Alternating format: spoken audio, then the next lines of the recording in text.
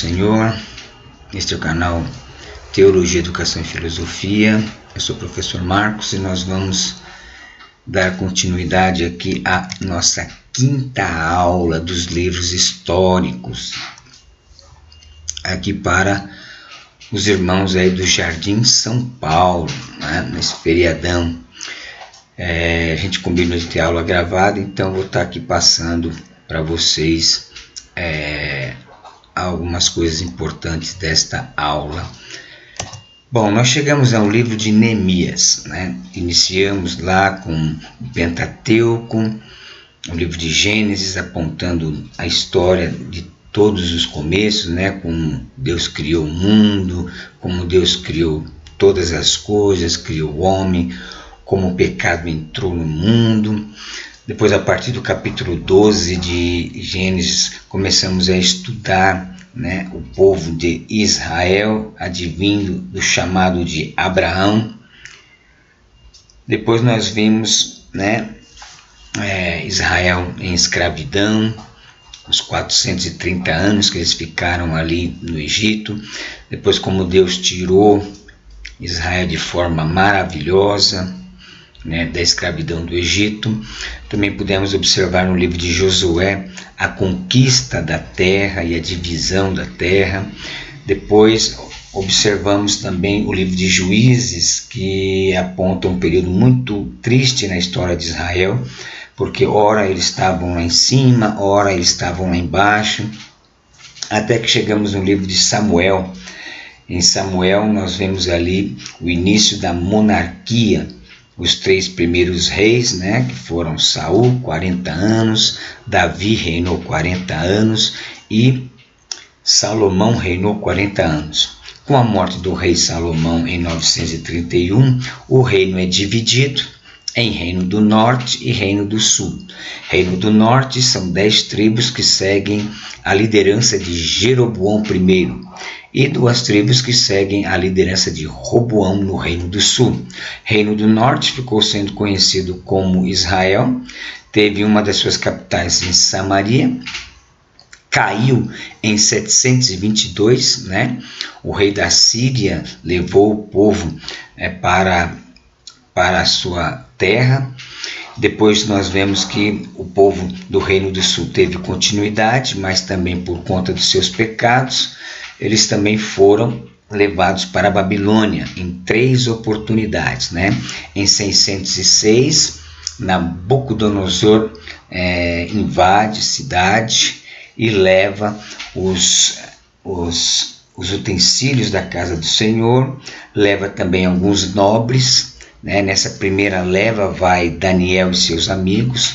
Depois, em 597, novamente, Nabucodonosor retorna a Jerusalém e dessa feita ele leva cativo 10.000, né, israelitas, e nesse meio leva também a Ezequiel. E depois, em 586, 87, novamente Nabucodonosor invade Jerusalém, destrói, derruba os muros, queima as portas, destrói o templo e deixa a cidade em ruínas. A partir daí, Israel vai para o cativeiro babilônico, 70 anos. E para que se cumprisse a palavra do Senhor pela boca do profeta Jeremias, Esdras, né, que 14 anos antes de Neemias, volta, né, para reconstruir o templo.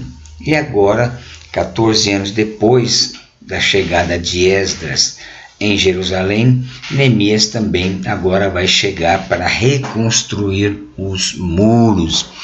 Então, o livro de Neemias, ele encerra a história do Antigo Testamento, ocasião em que os expatriados judeus foram autorizados a retornarem ao seu país, estando cativos na Babilônia. Juntamente com o livro de Esdras, né, com o qual forma um só livro no Antigo Testamento hebraico, Neemias relata os 3 retornos dos exilados a Jerusalém. Esdras trata de fatos dos 2 primeiros retornos, que foi em 538 a.C., o segundo retorno com Zorobabel foi em 457, e agora, Neemias em 444. Enquanto o enfoque de Esdras recai na reconstrução do templo, o de Neemias recai na reconstrução dos muros de Jerusalém. Os 2 livros frisam a importância da renovação espiritual e da consagração a Deus e a sua palavra, e a importância da oração. Neemias, um contemporâneo de Esdras, servia na corte de Artaxerxes, Artaxerxes I, rei da Pérsia, como copeiro, quando soube que os exilados que já se encontravam em Judá estavam sobre o opróbrio e os muros de Jerusalém continuavam em ruínas. Depois de orar em favor da triste condição de Jerusalém, Neemias recebeu uma, vamos dizer assim, a autorização do rei Artaxerxes para viajar a Jerusalém como governador e reedificar os muros da cidade. Como líder dinâmico, ele motivou seus compatriotas a reedificarem todo o muro em apenas 52 dias, apesar da ferrenha oposição que eles acabaram enfrentando. Ele serviu como governador por 12 anos. Depois de um breve retorno à Pérsia, exerceu um segundo mandato de governador de Judá. Esdras, o sacerdote, auxiliou Neemias na promoção do avivamento e renovação espiritual do remanescente que voltara da Pérsia, que voltara novamente para Jerusalém. É possível que Neemias tenha ajudado Esdras a escrever esse livro. A historicidade do livro de Neemias é confirmada por documentos antigos, descobertos em 1903, chamados Papiros de Elefantina, que mencionam Sambalat, Joanã e a substituição de Neemias como governador em cerca de 410 a.C. Para a gente pensar sobre o propósito, este livro foi escrito primeiro como o epílogo da história pós-exílica de Judá, iniciada no livro de Esdras. Um segundo motivo, para demonstrar o que Deus fez em favor do remanescente judeu através da liderança piedosa de Neemias e Esdras, durante a terceira etapa da reconstrução pós-exílica. Se a gente fosse ver um panorama, a gente vai ver um panorama um pouquinho mais na frente. Então, o nosso slide aí apresenta aí um tema interessante. Neemias e a eficácia da oração e da ação. Por quê? Porque o livro de Neemias, ele inicia mostrando o que aconteceu com aquele homem ao ouvir um relato de como estavam vivendo as pessoas que tinham ficado em Jerusalém depois de Nabucodonosor ter levado o povo para a Babilônia. Olha que interessante como este livro começa. Palavras de Neemias, filho de Acalias. E sucedeu no mês de Quisleu, no ano 20º, estando eu em Susã, a fortaleza, que veio Anani, um dos meus irmãos, ele e alguns de Judá, e perguntei-lhes pelos judeus que escaparam e que restaram do cativeiro e acerca de Jerusalém. Disseram-me: os restantes que não foram levados para o cativeiro, lá na província, estão em grande miséria e desprezo, e o muro de Jerusalém fendido, e as suas portas queimadas a fogo. Então, diante desse relato, né, triste, olha o que esse homem de Deus ele fez. E sucedeu que, ouvindo eu estas palavras, assentei-me e chorei, e lamentei por alguns dias, e estive jejuando e orando perante o Deus dos céus.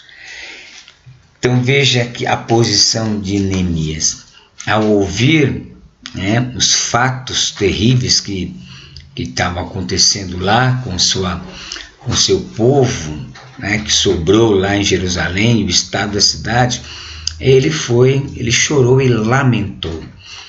Irmãos, aqui eu tiro uma lição. Quantos de nós temos lamentado, temos chorado ao ver a situação de ruína, né, das pessoas que estão muitas vezes à nossa volta? Milhares de pessoas jogadas nas ruas, outras sem condições, gente como a gente, né? Quando eu li isso aqui, me trouxe, sabe, algo ao meu coração, né? Como é que a igreja do século XX está assistindo o que está acontecendo no mundo? Isso é importante a gente pensar e fazer o que Neemias fez. Neemias, ele ouviu aquilo, ele falou com Deus, mas ele não só orou e jejuou, ele colocou no coração de fazer alguma coisa. Isso que eu acho importante no livro de Neemias. Ele não apenas ouviu, né, a terrível situação que estava acontecendo e foi, Senhor, abençoa, abre as portas. Não, ele orou, né? A gente não vai dar para a gente analisar aqui a oração dele, mas você vai ver que a oração dele, ele reconhece o próprio pecado dele, o pecado do povo. Mas Neemias, ele resolveu tomar uma atitude, vou fazer a diferença, vou fazer alguma coisa, né? Então é interessante a gente pensar nisso. Vamos ver esse nosso primeiro slide aí. O livro de Neemias narra os fatos ocorridos no período denominado pós-exílio, né? Foi quando os judeus começaram a ter a oportunidade de voltar novamente para a sua terra, ou seja, o tempo contado após a saída dos judeus da Babilônia. Seu objetivo foi manter vivo na memória os acontecimentos daqueles dias e os grandes feitos do Deus de Israel, além da sua gloriosa fidelidade. Esdras e Neemias formam um único volume, né? Formavam um único volume, até que Jerônimo, em 342, né, viveu de 342 a 420, o responsável por uma versão da Bíblia chamada Vulgata Latina, né, que inclusive foi largamente usada na Idade Média pela Igreja Católica. Ele dividiu os dois livros, colocou separados, né? Mas até então, se você for na Bíblia hebraica, o livro de Esdras e Neemias fazem parte de um único livro, tá? A nossa, ele já faz dois livros separados. Bom, vamos lá. Neemias, cujo nome significa o Senhor tem compaixão, era filho de Acalias, como nós vimos ali no texto, irmão de Anani. Aparece na história quase um século depois que os primeiros judeus retornaram a Jerusalém, né? Então, 538 para 444, né? Praticamente 45, né? Quase 100 anos depois. Neemias conduziu a terceira leva de judeus que retornaram à sua pátria. Em Suzã, na Pérsia, ocupava o cargo de copeiro do rei Artaxerxes I, né?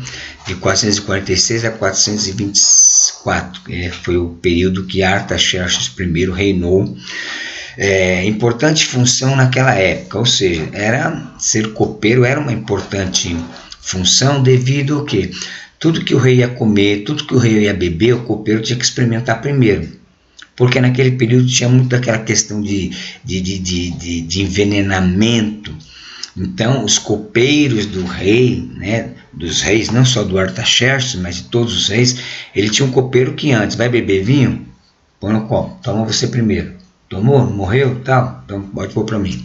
Comeu? Comeu. Morreu? Pode comer. Então tinha essa questão. Isso era uma importante posição, né? E olha aí, uma importante observação é que os copeiros geralmente eram eunucos, embora não se tenha certeza quanto a Neemias. Isso é uma coisa que é um problema teológico, né? Por quê? Porque a história daquele período, ela é clara em dizer que os eunucos dos reis, os servos dos reis, eram eunucos. Por quê? Porque os reis geralmente tinham várias mulheres. Então, para que os empregados do rei não tivessem nenhum tipo de relacionamento com as concubinas, com as mulheres que eram dos reis, eles eram castrados, tá? Só que nós não sabemos, a Bíblia não fala se esse também era o caso de Neemias, né? Alguns afirmam que sim, outros afirmam que não, mas eu acredito que isso não vai mudar em nada a grandeza da história desse homem de Deus que fez tudo pelo seu povo, confiou em Deus, levou o povo a servir a Deus. Então, esse detalhe a gente coloca só porque você talvez vai ouvir isso ou vai ler em alguns autores aí. Então, a confiança estabelecida entre Artaxerxes e Neemias foi preponderante para os acontecimentos se sucederem. Veja que o rei tinha uma certa confiança, né, em Neemias, porque o rei vai perceber, né, Neemias triste, e isso aponta para uma relação de confiança. Por quê? Porque além de ele experimentar tudo que o rei ia beber, ia comer, né, eles tinham um relacionamento um tanto bom, para que o rei percebesse no dia que o Neemias chegou até ele com o rosto meio triste. Olha só, como que as coisas se deram. Após voltar de Jerusalém, uma viagem de mais de 1.500 quilômetros, com duração de cerca de 4 meses, né? Talvez hoje para nós que tem carro 1.500 quilômetros, né? Mas naquela época não era, né? Tinha muitas dificuldades. Então, para fazer uma viagem de 1.500 quilômetros, abrangia 4 meses. Então, Anani, irmão de Neemias, traz notícias do povo, né? Como nós vemos aqui no capítulo 1, verso de número 1. As palavras de Neemias, filho de Acalias, sucedeu que no mês de Quislau, no ano 20º, estando eu em Suzã, fortaleza, que veio Anani, um dos meus irmãos, ele e alguns de Judá, e perguntei-lhes pelos judeus que escaparam e que restaram do cativeiro e acerca de Jerusalém. E disseram-me, o restante dos que não foram levados para o cativeiro, lá na província estão em grande miséria e desprezo, e o muro de Jerusalém fendido, e as suas portas queimadas a fogo. Tá? E aí nós vimos que, ao ouvir essa notícia, Neemias foi jejuar e orar. Então, certo dia, Neemias apresentou-se diante do rei para experimentar vinho antes de servi-lo. No entanto, o monarca percebeu o semblante do copeiro, era de tristeza, e questionou o que havia acontecido, pois nunca ocorrera tal situação. Olha aqui, capítulo 2, vamos lá, verso 1. Sucedeu, pois, no mês de Nissan, no 20º do rei Artaxerxes, que estava posto o vinho diante dele. E eu tomei o vinho e o dei ao rei, porém nunca antes estivera triste diante dele. Olha aí. E o rei me disse, por que está triste o teu rosto? Pois não estás doente? Não estás doente? Não é isso senão tristeza do coração? então temi muito em grande maneira. Então o rei percebeu, né, porque nunca tinha visto ele triste, e aí Neemias ele falou: olha, eu aqui na fortaleza, mas lá na terra do sepulcro dos meus pais, né, estão em grande miséria. E aí o rei já perguntou: o que você quer? Aí Neemias ele diz: olha, eu quero voltar lá para reedificar, né, os muros, a cidade. Então, após ouvir Neemias e seu pedido, o rei foi favorável à solicitação de Neemias, não apenas autorizando sua ida a Jerusalém para reedificar os muros, como se prontificou a enviar carta aos governadores para que contribuísse com Neemias. Então vamos lá. Olha aqui. E rei me disse: por que está triste? Verso 2, né? Então temi em grande maneira. Veja aí o verso 3. E disse ao rei: viva o rei para sempre. Como não estaria triste o meu rosto, estando a cidade, o lugar do sepulcro dos meus pais, assolada e tendo sido consumidas as suas portas a fogo? Aí o rei me disse: que me pedes agora? Então orei ao Deus dos céus. Olha que coisa linda, irmão.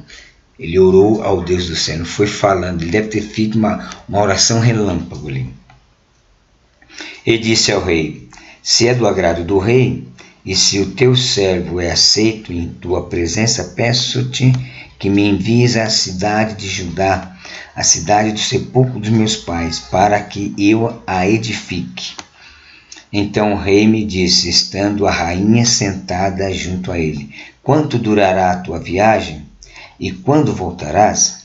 E aprove ao rei enviar-me, apontando-lhe eu um certo tempo. Disse mais ao rei: se ao rei parece bem, deem-se-me cartas para os governadores da além do rio, para que me deem passagem até que chegue a Judá.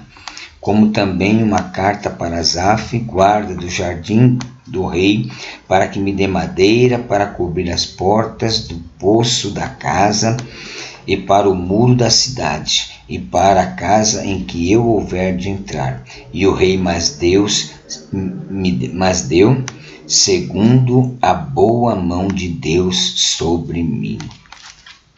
Então, a partir daí, Neemias vai, né? E o rei, após ouvir, né, o pedido, né, foi favorável à solicitação de Neemias, não apenas autorizando a sua ida para reedificar os muros, como se prontificou a enviar as cartas aos governadores para que contribuísse com Neemias. Contudo, quando Neemias chega lá, né, ele vai encontrar a oposição de Tobias e Sambalate, que se levantaram na tentativa de minar o projeto de Neemias. Porém, Neemias ignorou as palavras negativas e deu sequência à obra. Bastaram 52 dias para que os muros fossem reedificados. Então veja que quando as pessoas se prontificam em fazer a obra de Deus, pode ter certeza que oposição haverá. No caso de Neemias, teve ali Tobias e Sambalate, que se juntaram para tentar, mas não conseguiram. Então, a conclusão de uma missão, né? Neemias foi para reconstruir e ele conseguiu completar a sua missão, porque perseverou, porque confiou em Deus. E é isso que nós precisamos, meus irmãos, também confiar em Deus, né? E não desanimar. Olha só, Neemias mostrou que era moralmente superior aos seus inimigos e a toda oposição. Sua coragem e determinação superaram todos os obstáculos e desânimos de algum dos seus seguidores, porque sempre um ou outro vai também acabar ficando do mesmo jeito, né? O muro foi concluído com aproximadamente 2.600 metros em 52 dias, conforme combinado. Fim das obras, ele retornou para o palácio do rei Artaxerxes. Neemias foi um líder dinâmico que acendeu o entusiasmo dos judeus para o projeto de reconstrução dos muros de Jerusalém. Soube resistir à oposição dos povos vizinhos com firmeza e viu a cidade santa cercada por muros e segura novamente. Aí, a consagração nacional. Do capítulo 8 ao capítulo 13, nós temos aí algumas coisas interessantes.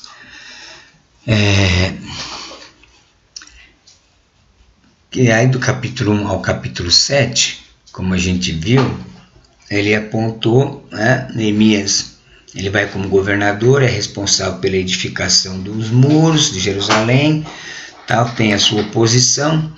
Agora, a segunda parte, vai mostrar essa consagração nacional, ou seja, na segunda metade do livro, descreve a restauração espiritual que teve lugar entre os habitantes. É interessante a gente observar isso, irmão. Desculpa. É interessante a gente observar algumas coisas aí, que desse capítulo de 8 a 13, certos problemas nacionais foram abordados por Neemias, de muita importância para a renovação espiritual do povo. Foi o quê? Foi a leitura pública da lei de Deus, o arrependimento do pecado e uma nova resolução do remanescente, no sentido de ter em memória o seu concerto com Deus e de cumpri-lo. Então é interessante essas características que mostram do capítulo de número 8 ao capítulo de número 13. Olha aí, nesta passagem, Esdras é mencionado no livro de Neemias pela primeira vez, fazendo a leitura da lei de Moisés para o povo israelita, conduzindo-os ao arrependimento de suas transgressões. Olha que interessante. Chegando no 7º mês, estando os filhos de Israel nas suas cidades, todo o povo se juntou como um só homem na praça diante da porta das águas, e disseram a Esdras, o escriba, que trouxesse o livro da lei de Moisés que o Senhor tinha ordenado a Israel. E Esdras, o sacerdote, trouxe a lei perante a congregação, assim de homens como de mulheres, e de todos os sábios para ouvirem no primeiro dia do 7º mês. E leu nela diante da praça que está diante da porta das águas, desde a alva até o meio-dia, perante homens e mulheres e sábios, e os ouvidos de todo o povo estavam atentos ao livro da lei. Esdras, o escriba, estava sobre um púlpito de madeira que fizeram para aquele fim, e estavam em pé junto a ele, a sua mão direita, Matatias, Sema, Anaías, Urias, Ilquias, Maceias, e a sua mão esquerda, Pedaías, Misael, Malquias, Assum, Asbadana, Zacarias e Mesulão. E Esdras abriu o livro perante os olhos de todo o povo, porque estava acima de todo o povo, e abrindo ele, todo o povo se pôs em pé. E Esdras louvou o Senhor, o grande Deus, e todo o povo respondeu amém, amém. Levantando as mãos, se inclinaram-se e adoraram o Senhor com o rosto em terra. Então nós vemos aí, inclusive nós falamos aí esses dias com os irmãos, que aqui nós temos toda uma estrutura do culto, e ao lerem as palavras do livro da lei, o povo começou a chorar e se arrepender. E aí é onde aconteceu um grande avivamento no período de Esdras. Então, é interessante algumas lições aqui para nós. A leitura da palavra, o reconhecimento das falhas, e a busca pelo Senhor são os elementos principais para um avivamento. Olha aí, o avivamento registrado no capítulo 8 de Esdras começa com a exposição da palavra. Esdras abriu o livro e a explicou. Por que ele teve que explicar? Porque nesse período os judeus já não falavam mais o judaico, a língua hebraica, e falavam o aramaico, que era a língua vigente lá onde eles ficaram cativos durante 70 anos, que é a Babilônia. E aí ele precisou explicar. É importante frisar que o avivamento veio pela palavra de Deus enraizada no coração do povo. Aí depois, no capítulo 11 ao capítulo 13, nós temos o que chamamos de epílogo do livro de Neemias. De tudo que o grande líder Neemias fez, algumas coisas ficaram marcadas na memória do povo hebreu, como o testemunho de devoção a Deus, né? Neemias entendia que a leitura das Escrituras Sagradas associada à oração e o cumprimento das obrigações diante de Deus é o que poderia tornar o povo mais consciente e assim com o melhor procedimento. E foi justamente isso que aconteceu, né? O povo aprendeu aquela lição e a partir dali, né, do retorno da Babilônia, nunca mais o povo de Deus voltou à idolatria, voltou àqueles pecados que antes ele cometia. Então, aí nós temos uma abordagem rápida, né, porque isso é uma gravação muito longa e complicada, do livro, né, de Esdras.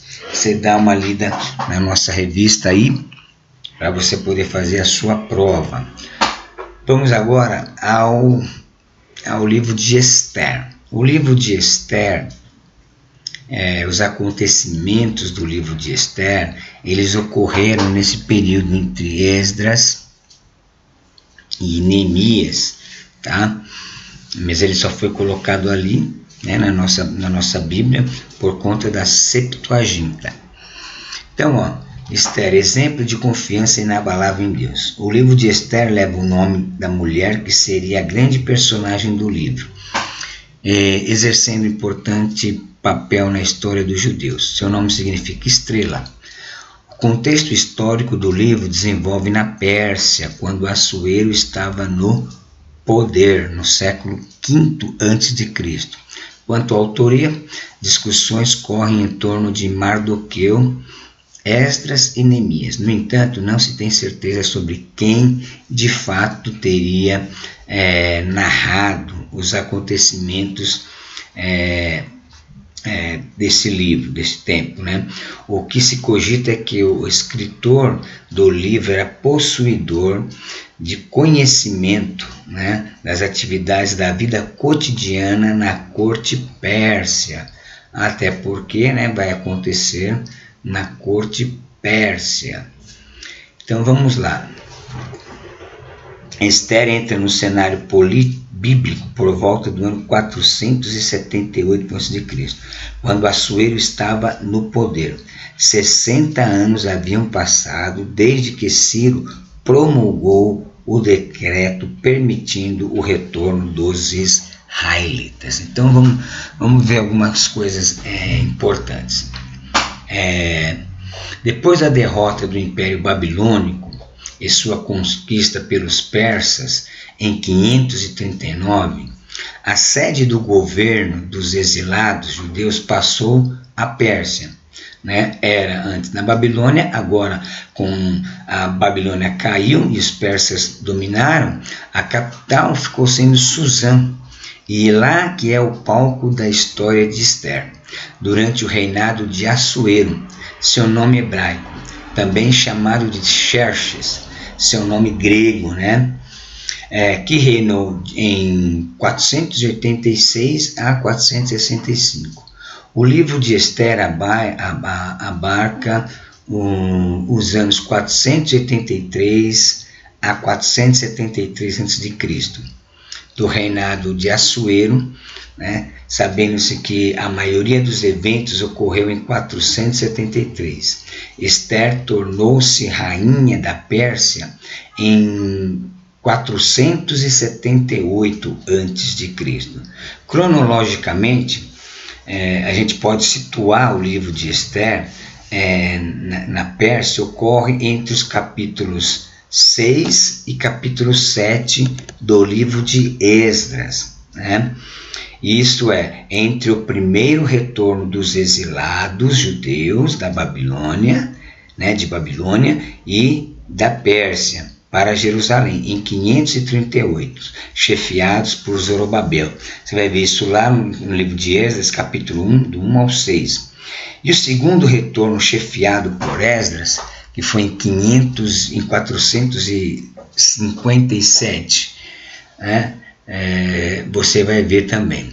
Então, embora o livro de Esther venha depois de Neemias, em nosso Antigo Testamento, seus eventos realmente ocorreram 30 anos antes, olha só, 30 anos antes da volta de Neemias a Jerusalém em 444 para reconstruir os muros, né? Enquanto os livros pós-exílico de Esdras e Neemias tratam de fatos do remanescente judaico que retornara a Jerusalém, Esther registra um acontecimento de vital importância ocorrido entre os judeus que se encontravam na Pérsia. Por quê? Nos retornos do povo, né, quando a Pérsia dominou, e Ciro determinou que podiam voltar, não foram todos os judeus que voltaram. Muitos judeus ficaram, né, ainda para aqueles lados da Pérsia, da Babilônia, porque construíram seus negócios, tinham as suas atividades, então não foram todos que voltaram, né? Então, esses acontecimentos, eles narram a história do que quase aconteceu com aqueles que acabaram ficando lá na Pérsia, né? Quase foram totalmente executados por um plano terrível, né, de Amã, como a gente vê no livro de Esther. Então, embora não se conheça o autor do livro de Esther, as evidências internas do livro relatam que ele conhecia pessoalmente os costumes persas, o palácio de Suzã e pormenores de cada pessoa, né, da pessoa do rei Assuero. Isso indica que o autor provavelmente morava na Pérsia durante o período descrito no livro. Além disso, o apreço do autor pelos judeus, bem como seu conhecimento dos costumes judaicos, sugerem que ele era um judeu, né, que escreveu este livro. Se a gente for pensar num propósito, né, o livro tem o propósito duplo, vamos dizer assim que ele tem um propósito duplo. Primeiro, ele foi escrito para demonstrar a proteção e livramento de extermínio iminente do povo judeu mediante a intervenção de Deus através da rainha Esther. Embora o nome de Deus não seja mencionado especificamente, a evidência é patente, né, da sua providência no decurso de todo o livro. É interessante que alguns reformadores, né, não queriam aceitar, muitos, né, para o livro de Esther entrar no cano foi uma luta, né, porque como não fala o nome de Deus, muitos questionaram, mas no fim ele acabou entrando no cano judaico também. Ele foi escrito também para promover um registro e contexto histórico da festa judaica, que é comemorada até hoje, chamada Purim, né? E assim manter viva para gerações futuras a lembrança desse grande livramento do povo judeu na Pérsia, né? A festa da Páscoa e o grande livramento dos israelitas da escravidão do Egito era uma festa. E esta festa do Purim também é uma festa que traz à lembrança este grande livramento que o povo teve estando lá na Pérsia. Então, olha, o livro de Esther leva o seu nome, que seria a grande personagem do livro, exercendo importante papel na história dos judeus. Seu nome significa estrela, né? O contexto histórico do livro se desenvolve na Pérsia, quando Assuero estava no poder no 5º século a.C., quanto à autoria, discussões, né, como já falamos, ocorrem em torno de Mardoqueu, de Esdras e Neemias. No entanto, não se tem certeza sobre quem de fato teria narrado os fatos deste tempo. O que se cogita é que o escritor do livro era possuidor de grande conhecimento das atividades da vida cotidiana na corte da Pérsia. Esther entra no cenário bíblico por volta do ano 478, quando Assuero estava no poder. 60 anos havia se passado desde que Ciro promulgou o decreto permitindo o retorno dos israelitas. Então veja, Ciro foi o primeiro que, quando tomou a Babilônia, permitiu que os judeus voltassem, mas nem todos voltaram, então muitos ficaram. Então agora 60 anos depois acontece este fato, tá? Que está ali entre o capítulo 6 e o capítulo 7 de Esdras. Quando Assuero, também chamado de Xerxes, completou 3 anos no poder, decidiu dar uma festa que durou 180 dias. Irmão, já pensou uma festa de 180 dias? A grande festa chegava ao fim, quando Assuero pediu para Vasti, sua esposa, que se apresentasse diante do rei e de todos os convidados para exibir a sua formosura. O que aconteceu? A rainha negou-se. Assuero destituiu sua esposa, depois foi aconselhado a buscar outra rainha pelo reino.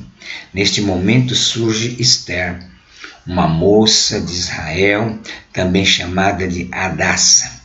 Seu primo Mardoqueu incentivou sua prima a participar da seleção, e após 4 anos ela foi escolhida.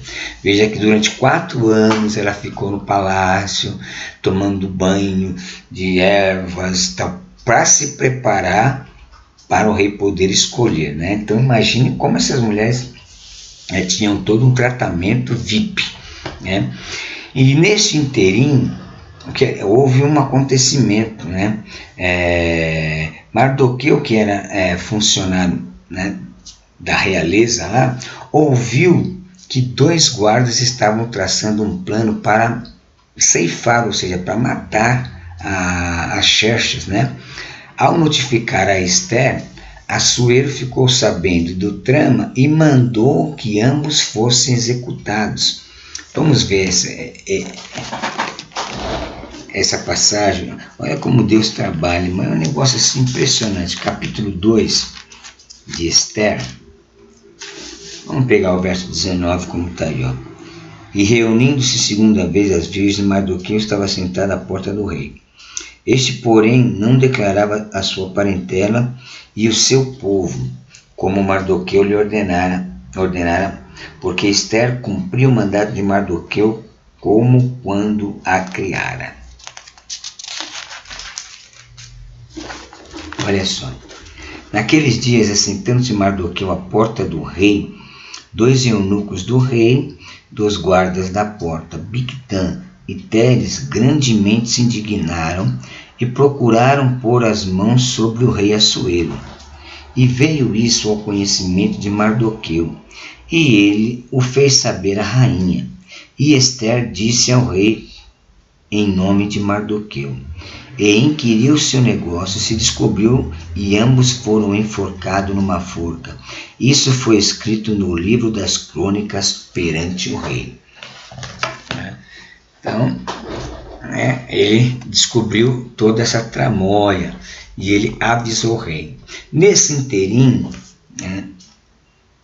entra um cidadão chamado Amã. O rei Mardoqueu, ele pega esse Amã e dá um alto posto para esse homem. E quando ele recebe esse posto, então diz que todo aquele que visse teria que se prostrar, teria que se reverenciar diante de Amã. Só que Mardoqueu, ele não fazia isso, porque para Mardoqueu era somente reverência a Deus.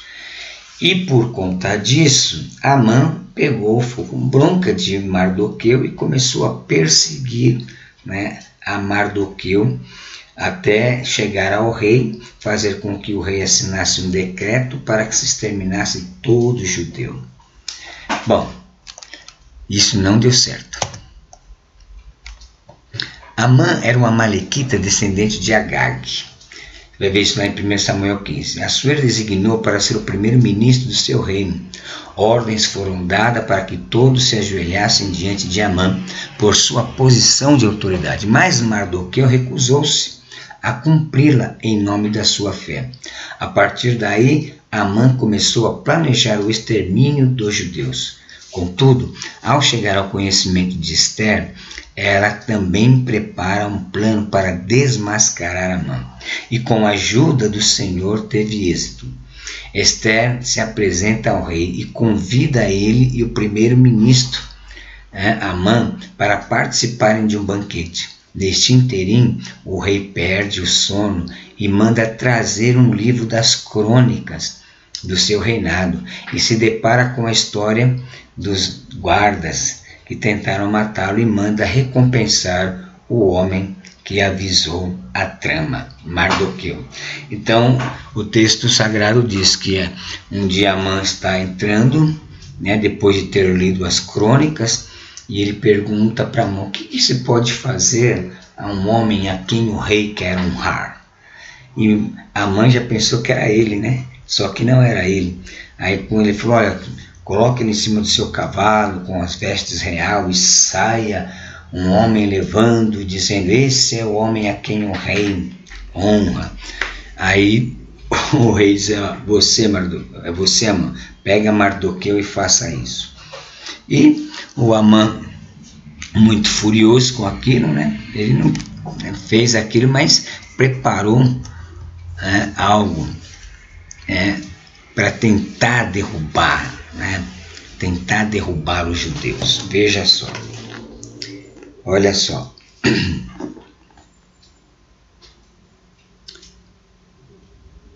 Capítulo 3, verso 7. No primeiro mês, que é o mês de Nissan, do ano 12º do rei Assuero, se lançou o povo, isto é, a sorte perante Amã, de dia em dia e de mês em mês, até o 12º mês, que é o mês de Adar.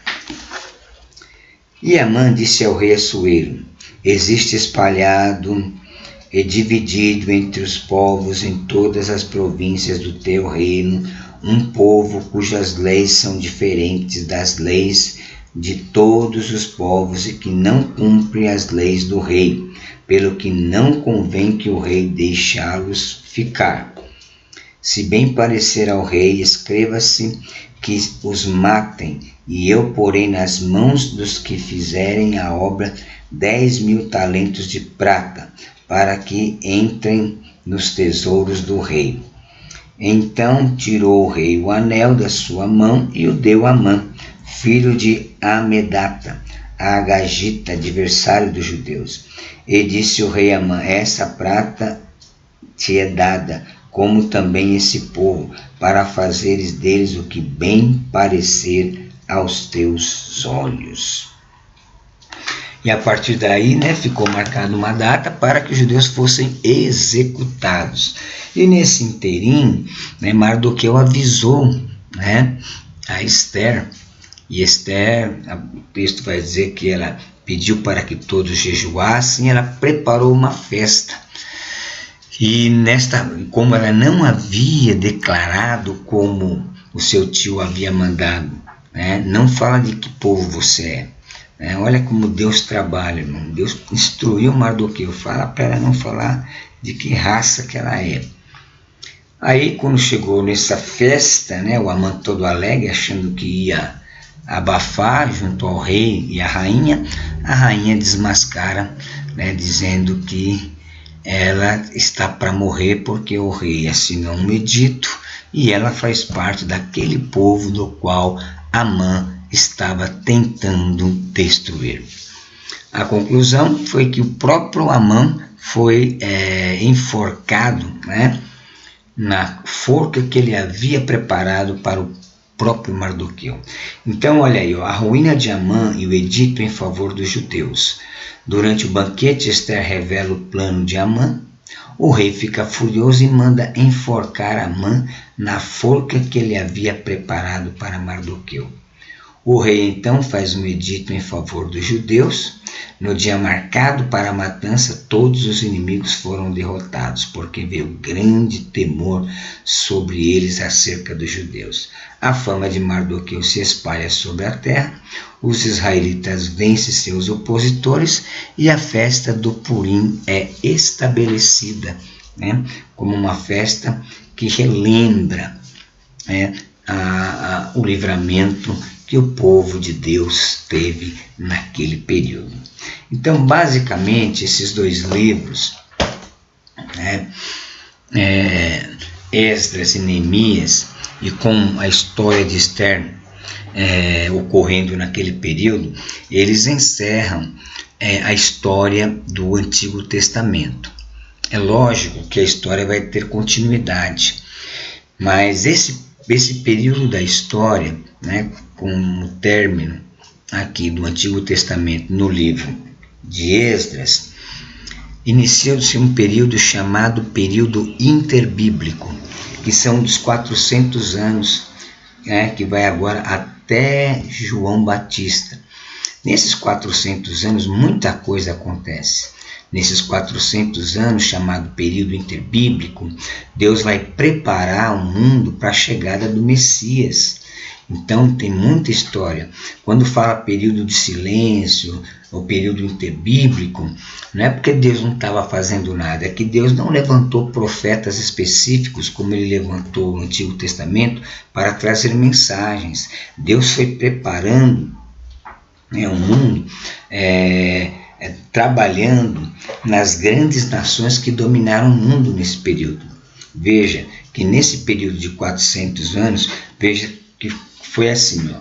Primeiro, a Babilônia dominou o mundo da época. Depois ela caiu para os persas, medos e persas. Depois veio os gregos e depois veio os romanos, nesses 400 anos.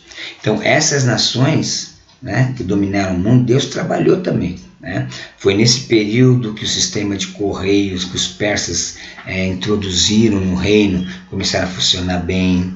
Foi nesse período, né, que Alexandre o Grande dominou o mundo e trouxe o grego koiné, língua que quando Jesus veio todo mundo falava, né? Também a Pax Romana, que era uma paz que a força militar, mas tinha paz, não era mais como o Antigo Testamento, que tinha tantas guerras. Então Deus preparou o mundo de uma forma maravilhosa para a chegada de Jesus, né?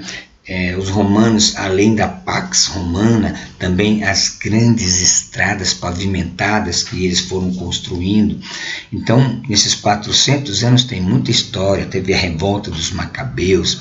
É uma disciplina também importante. Nós não temos na nossa grade, mas você pode pesquisar, tem livros, tem apostilas que você pode encontrar com a relação ao período interbíblico. Amém? Que Deus abençoe. Procurei fazer uma aula rápida, porque assistir aula assim às vezes é um pouco cansativo, mas que Deus abençoe e até a próxima, se Deus quiser.